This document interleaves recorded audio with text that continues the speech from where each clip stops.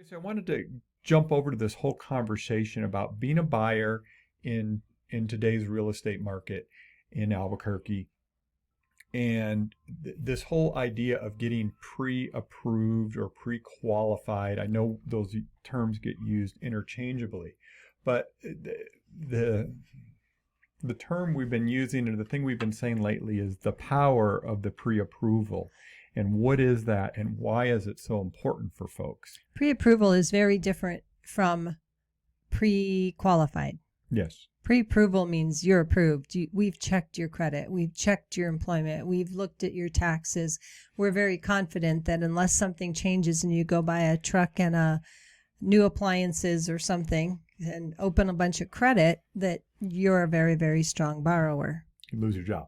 Or you lose your job. Yeah. That one too. So the whole idea of this, the power of the pre-approval, is it gives, not only for when you're making an offer. Obviously, when you're making an offer, you need to have that to show that you are a quote qualified buyer for that property. Because when we're getting homes where you have 20 offers, and that is not an exaggeration, we are getting 20 offers on homes when they come on the market right now. It shows that you're ready to go. Right? A pre-approval makes you much closer to a cash buyer than a qualifying.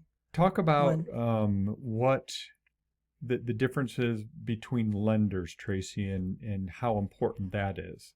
Sure. So last weekend, Tego, I spent most of the weekend fielding calls, texts, emails about a house that I had put on the market. And it was a hot property, obviously. And in the end, we ended up with 21 offers to sift through.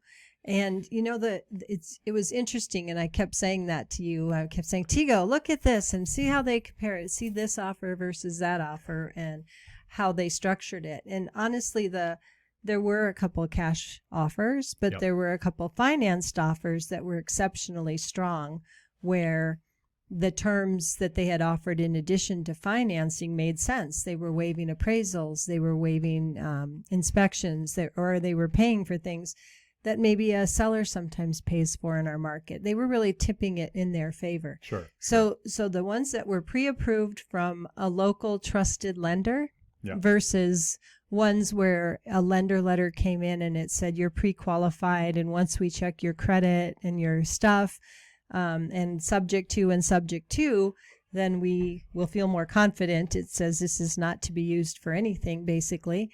And the ones that were that were pre-qualified, not pre-approved, and from a lender I'd never heard of, or from an out-of-state lender, they just didn't have the weight of a good local trusted lender. Somebody that has a reputation in Albuquerque, that also has a reputation to protect and wants to make sure they're doing the right thing for our community. And there's a bunch of those. I mean, no doubt about it. So just to say, what does that mean, right? A reputation to protect. So the realtor community has a lot of pull in, the buyers call and they say, yeah, who do you suggest, for the loan? And you're going to pull out a couple of names and say, these are the ones that have closed on time, have had good communication, have great rates, and what they charge to do the loan is fair and reasonable.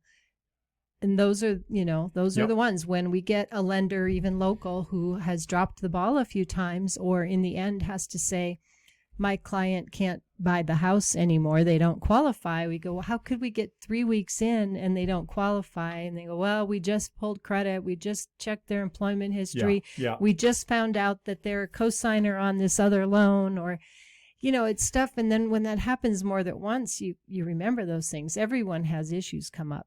The best local lenders have issues come up, and it's oftentimes not in their realm to affect. It's whatever the borrower did that didn't disclose properly up front, right? Or they changed jobs, or something changed with the borrower. But obviously a good local lender with a reputation for doing the right thing and getting it done is going to help an offer. Tracy, what are the factors that they look at when they're doing a pre-approval? Pre-approval. So typically they are going to look at their income, their debt, their assets, their credit history, their employment, the length of employment. So if they recently switched career fields, maybe a different job, but not in the same field, that can be very important. Sure. And so all of those things are really important. Income and assets, right? They're going to look to make sure that somebody can afford to make the payment on the house long term. They're going to check. They're going to ask the employer whether the employer answers or not, but they're going to ask the employer if there's anything that looks like it's on the horizon. Is this job stable? Is this person going to be there? Yeah, and I've filled those out for people that work for us, and right. I mean, they want to know, right? And they check and double check.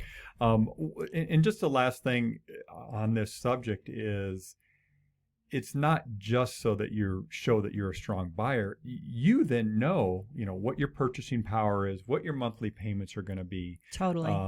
So it really gives you clarity on determining what you should be looking at. Absolutely. And so a lot of times, Tego, we talk to a client and we say, well, what kind of price range are you looking in? And really the better answer is, what's your monthly payment comfort? Because most people know how much they're paying right now, how much their rent might be, or how much their current house is, and how much more they could do if they want to step up that and still feel comfortable and confident that that house isn't going to be more than they're ready to take on.